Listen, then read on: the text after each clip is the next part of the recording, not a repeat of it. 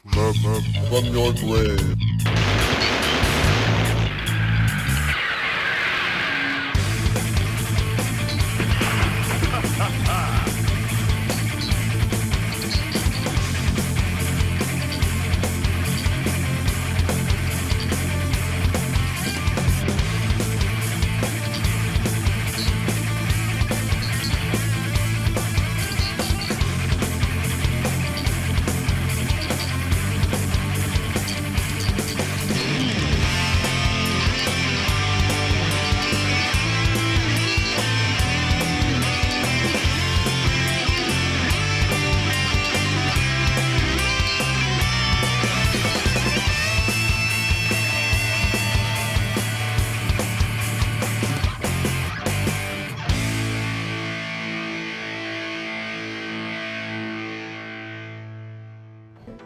Et bien le bonjour tout le monde et bienvenue dans un nouvel épisode de Shmup from Grave pour un retour sur le très attendu P47-2 sur Mega Drive.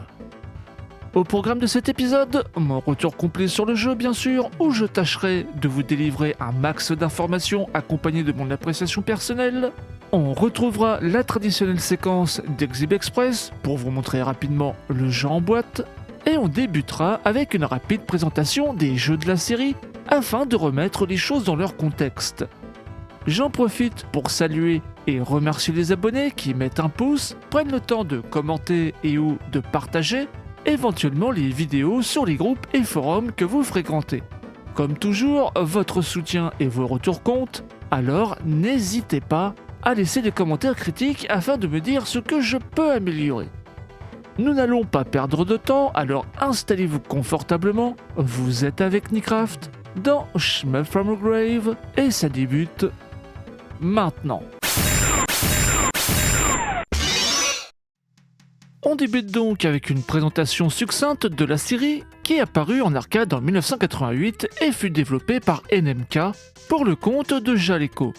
Un premier épisode nommé au Japon P47 Freedom Fighter et renommé Phantom Fighter en Occident.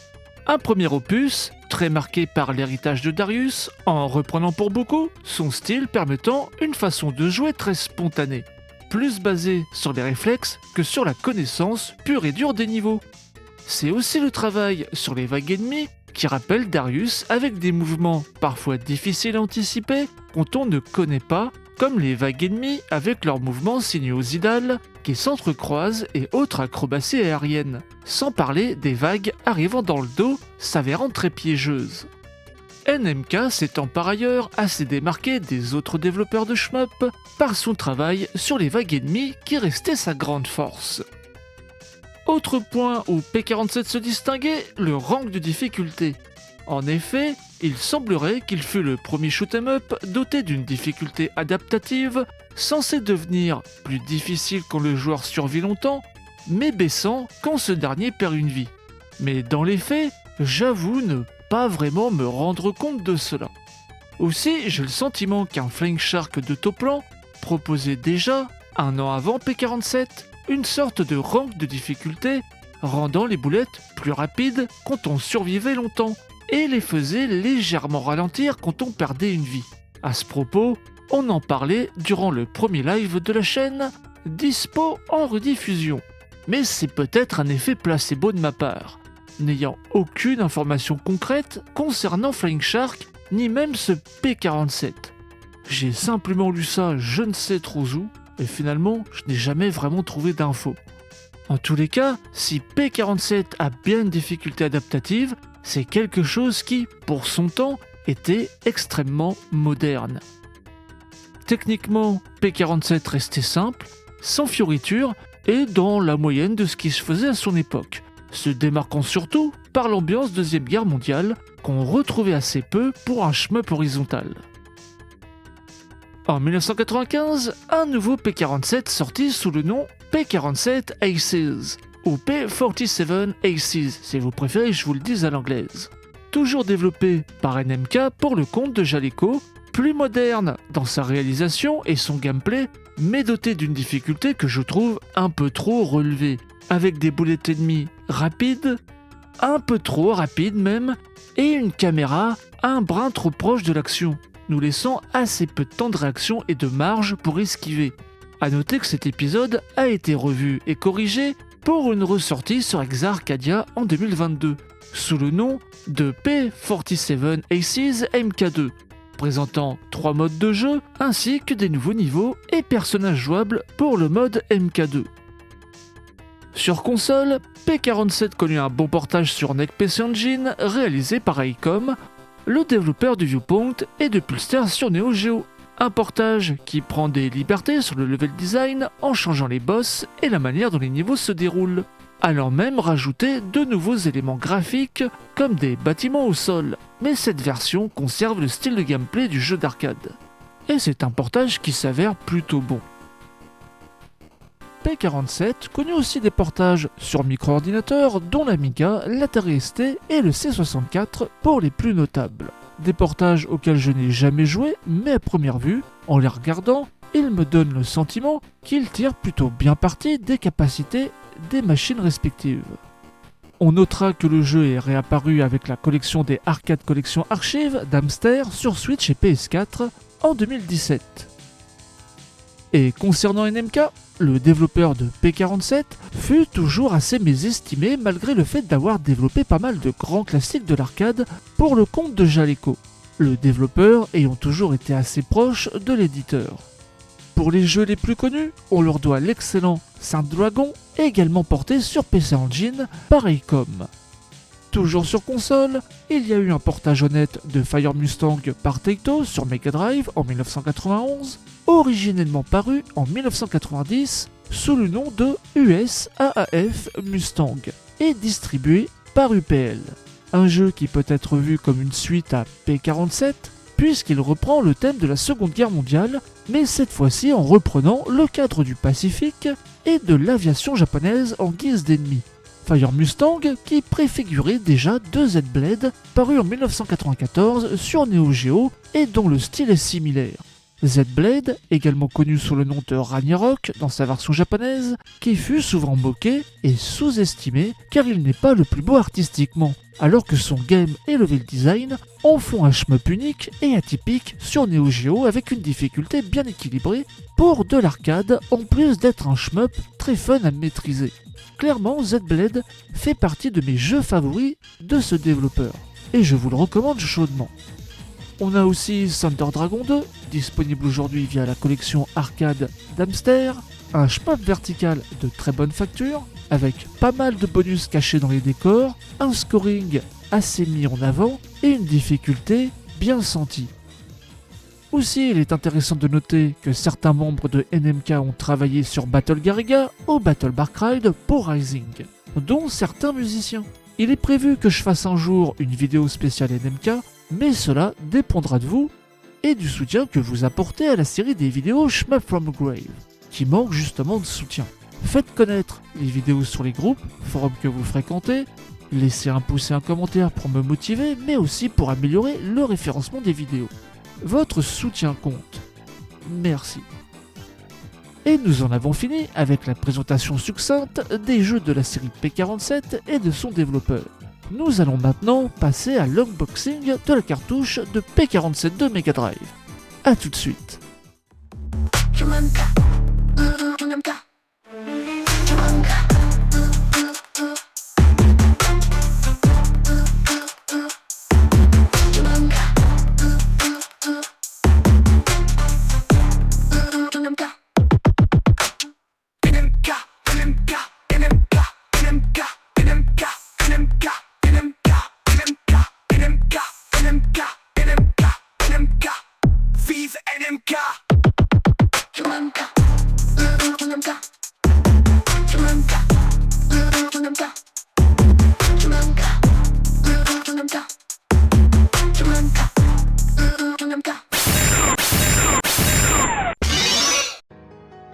Et nous nous retrouvons après un petit interlude qui, je l'espère, vous a plu. N'hésitez pas à me faire des retours sur ce genre de choses, si vous appréciez ou non, etc. Votre avis compte. Bref, nous voici pour l'unboxing de cette cartouche japonaise de P47 de Mega Drive, une cartouche que j'ai précommandée sur PlayAsia pour 55€ de mémoire. mais entre les taxes et les frais de port, j'en ai eu pour 92 € au total. Ça me fait mal rien que de le dire.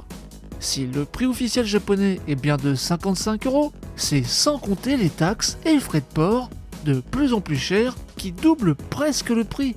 Une aberration. C'est vraiment parce que je suis fan d'NMK et de P47 à la base que j'ai fait l'effort d'acheter cette cartouche.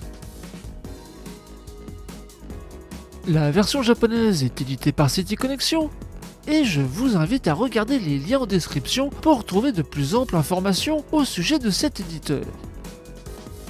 Le jeu est prévu également dans une version occidentale éditée par Retrobit au prix de 65 €, mais hélas déjà sold out.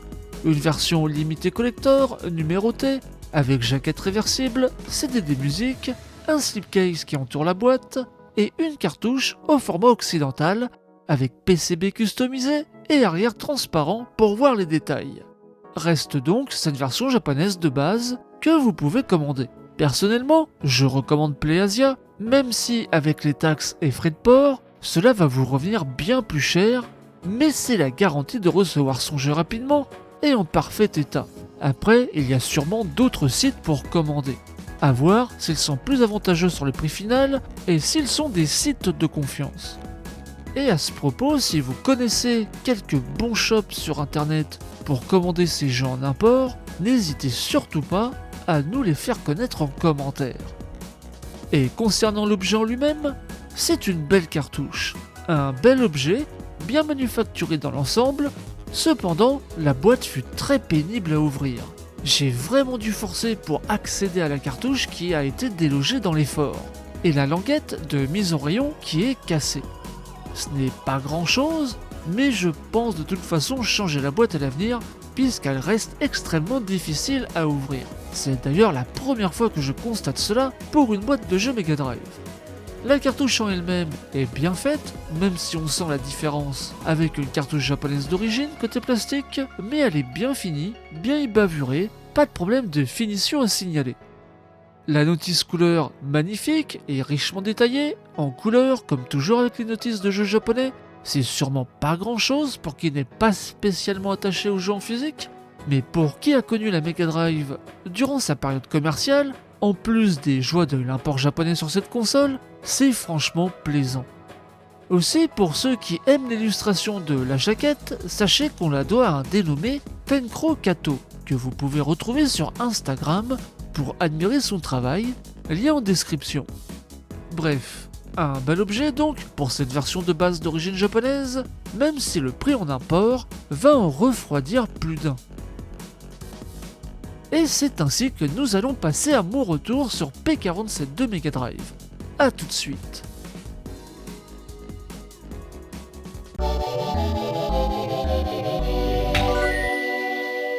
Et nous voici arrivés à la question qui taraude vos esprits. Que vaut ce P47 de Mega Drive ? Une question à laquelle je vais essayer de répondre pour le mieux, mais je vais d'abord vous raconter l'histoire de ce jeu. Du moins, pour le peu que l'on en sait. Tout d'abord, ce jeu fut originellement prévu en 1990, avant d'être abandonné. On peut supposer que Jaleco n'ait pas souhaité se mettre à dos Nintendo, puisque l'éditeur était lié par un contrat d'exclusivité avec le géant japonais, comme les autres éditeurs de l'époque. Certains me diront qu'il y eut la version PC Engine, certes, mais elle fut développée et éditée sous licence par Icom. Jaleco avait peut-être prévu de développer sur Mega Drive, mais l'arrivée de la Super Famicom au Japon, la même année, a pu les en dissuader. Jaleco s'étant par ailleurs bien illustré sur la 6 bits de Nintendo.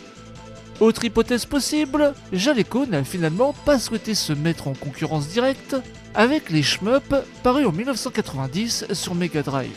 Car entre un Gaia Race et un Thunder Force 3, sans parler des shmups verticaux comme Musha à l'Est, Dangerous Seed ou Elemental Master, le genre fut extrêmement bien représenté cette année-là. Ou bien ils n'ont tout simplement pas cru en la qualité de leur jeu. Peut-être même que ce sont toutes ces hypothèses réunies qui ont fait que P47 de Mega Drive fut abandonné. Pour l'anecdote, le jeu réapparut régulièrement au Japon dans une version jouable lors de conventions rétro gaming, et son OST fut intégré à la compilation Super ROM cassette disque paru en 2015. Et d'après le press kit de Retrobit, cette version jouable fut reprise en main par des développeurs dont on ignore tout. Alors si vous avez la moindre information à leur sujet, merci de nous les partager en commentaire. Les graphismes furent améliorés et visiblement ils ont ajouté d'autres éléments. Maintenant, dans quelle mesure le jeu d'origine fut terminé, dans quelle mesure les développeurs l'ayant terminé ont retouché le jeu, impossible de pouvoir vous répondre. J'ai essayé de contacter City Connection, l'éditeur, à ce propos, mais je n'ai obtenu aucune réponse. Bref, quoi qu'il en soit, sur le plan technique, la première chose qui m'a favorablement surpris fut la colorisation. Le jeu fait preuve de bon goût, avec de belles couleurs à l'écran. On constate également un rendu du graphisme très fin, net, propre, avec très peu ou pas du tout de trames utilisées. Les sprites sont beaux, l'animation est excellente, et il faut vraiment que l'écran soit submergé pour observer quelques ralentissements. Le jeu est parfaitement bien managé sur le nombre d'objets simultanés à l'écran, faisant que la console n'est jamais en difficulté. Les décors sont variés, on y retrouve parfois de beaux effets de parallaxe bien intégrés, et du côté des musiques et des bruitages, on reconnaît les thèmes de P47 sobrement réalisés, mais faisant leur office. Quant au bruitage, les explosions et tirs crachotent un peu, mais pas au point d'être désagréables. Et globalement, le sound design est plutôt réussi.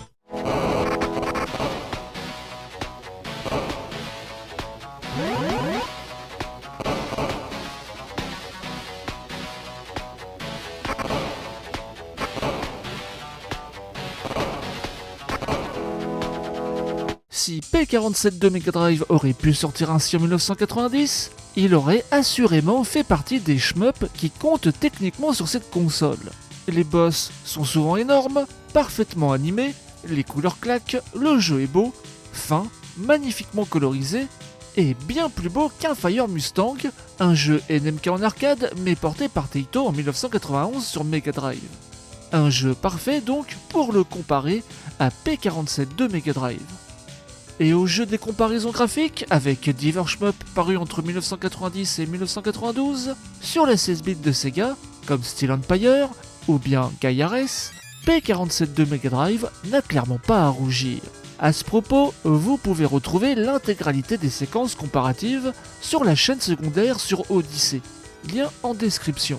À ce propos, j'en profite pour vous inviter à y faire un tour régulièrement, car j'aime y poster des comparatifs sans commentaires, ou bien des clips utilisant les chansons réalisées sous IA que vous pouvez entendre dans certaines vidéos. Sur le plan technique donc, P47 de Mega Drive ne déçoit pas. Quand bien même il y en aura pour trouver qu'il est trop classique, il reste néanmoins dans la continuité de son illustre aîné en arcade, et s'il paraît sobre pour certains, il est un jeu parfaitement calibré pour les capacités de la Mega Drive. Concernant le système de jeu, on retrouve deux boutons, un pour le tir qui est automatique, et un pour l'hyper, qui est une bombe, simple, sobre et super efficace. Chose à savoir, les hyper font également office de points de vie, et quand vous vous faites toucher, vous perdez un hyper, et quand vous n'en avez plus, vous perdez une vie. Un choix de game design qui permet de rendre ce P47-2 très agréable en termes de difficulté et surtout très accessible au plus grand nombre. Mais on reviendra plus tard sur la difficulté du jeu. Concernant l'hyper, son utilisation va nettoyer l'écran de tous les tirs ennemis, mais étant donné que cela sert aussi de point de vie, c'est à utiliser dans des cas très particuliers. Par exemple, quand on sait qu'on peut récupérer un autre hyper rapidement derrière, ou sur certaines portions du jeu, pour éviter de se faire toucher plus d'une fois. Côté armes, le jeu est bien fourni avec un tir triple, un tir à missile autoguidé et un tir avec un avion blindé vous suivant comme une option ou un pod, et qui peut vous protéger des tirs ennemis, en plus de pouvoir détruire les ennemis. Une arme que j'ai boudée au départ alors qu'elle peut s'avérer très utile, notamment sur le stage 5. Chaque arme a 2 niveaux de puissance indépendants du tir qui lui possède son propre item et peut être monté sur 4 niveaux. Maintenant, est-ce que le jeu vaut le coup ? Je dirais que oui, mais il faut savoir qu'il reste facile, même en difficile quand on connaît les pièges et difficultés et que l'on utilise bien les ressources. Le jeu ne vous offrira pas de grande résistance pour faire le 1cc. Preuve en est, durant le live qui lui était consacré, j'ai failli faire le 1cc en direct, alors que ce n'était que ma 3e partie, et que je ne connaissais pas le dernier stage. Le jeu en comporte 6, et on aurait apprécié en avoir au moins 1 ou 2 de plus. P47 en arcade en ayant d'ailleurs 8. Ou bien on aurait apprécié avoir un mode de difficulté arcade où les hyper en notre possession ne soient plus utilisés comme des points de vie et où le moindre impact nous enlève une vie, avec des portions du jeu revues et corrigées pour apporter un peu plus d'opposition. Pour autant, je me suis vraiment amusé à découvrir ce jeu et j'aime y revenir. Il est très agréable à prendre en main et il reste un jeu parfait à destination des joueurs consoles qui n'ont pas forcément l'habitude du shoot'em up. Et puis sa difficulté reste cohérente par rapport à l'offre sur Mega Drive. Parce que si on avait bien des jeux très difficiles comme Hellfire par exemple, on avait aussi beaucoup de jeux accessibles et faciles dans leur difficulté par défaut, comme Gaia Race, Clay Lancer, Thunder Force 3 et j'en passe. Ce qui ne les a pas empêchés d'être des jeux très bien considérés sur cette console. Finalement, sa seule faiblesse est de ne pas nous proposer un mode de difficulté corsé pour ceux qui auraient aimé avoir du challenge. Mais pour le reste, le jeu est très bon, on reconnaît bien le style du développeur NMK dans le level design, qui par ailleurs rappelle celui de Fire Mustang. La réalisation est excellente avec des graphismes fins, magnifiquement colorisés, aucun reproche à faire à l'animation également, et la jouabilité est exemplaire. Un jeu parfait pour qui aimerait un bon shoot'em up accessible sur Mega Drive. On saluera l'effort de City Connection d'avoir sorti de l'oubli ce jeu, d'autant qu'il est leur premier titre édité sur Mega Drive. Une sortie qui ravira les fans du jeu d'origine en arcade et du développeur NMK, ainsi que les fans de shmup en général. Un bon jeu avec de gros atouts pour lui et finalement assez peu de faiblesses, hormis un prix élevé à cause des taxes et frais de port. Mais là, vous seul pouvez savoir combien vous êtes prêt à y mettre pour l'obtenir. Et c'est ainsi que cet épisode de Shmup from the Grave se termine. Alors si vous voulez avoir d'autres épisodes de cette série, dédiés au shoot'em up à l'avenir, soutenez les vidéos. Un pouce, un commentaire, un partage sur les réseaux sociaux, groupes, forums que vous fréquentez, si possible, et éventuellement un petit don via Tipeee, entre 1 à 5 € maximum, pour soutenir la promotion sur YouTube, si le cœur vous en dit. Lien en description. En remerciant tous ceux qui ont laissé des commentaires sur les précédentes vidéos, qui m'ont franchement touché, pour certains, pour leur sympathie ou remarques objectives.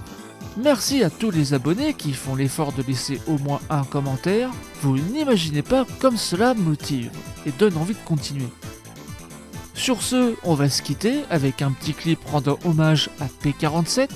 Prenez soin de vous et de vos proches, éclatez-vous bien, et à très bientôt tout le monde.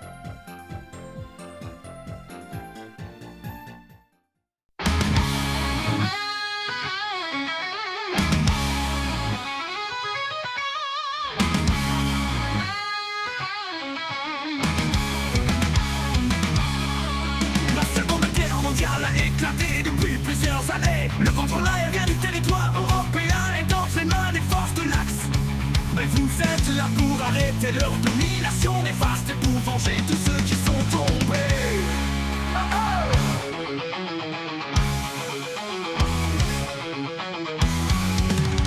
À bord d'un P47 sonde de bolt, vous survolez les territoires occupés. Peu importe les dangers, vous êtes décidés à leur en faire pavé. Avec une mitrailleuse interne, des roquettes et des bombes, les forces de l'Axe subiront un véritable éclatant. Avec 47, je déchire le ciel et fonce en piqué. Attaquez l'enfer avec force et volonté, prêt à braver la mort pour libérer l'Europe du joug nazi. Prêt à changer le sens de l'histoire pour imposer votre suprématie. Avec 47, dans le ciel, symbole de fierté. Dans le ciel, symbole de liberté. Pas de répit pour l'ennemi. Sous vos balles ils vont tomber, sous vos bombes ils vont exploser.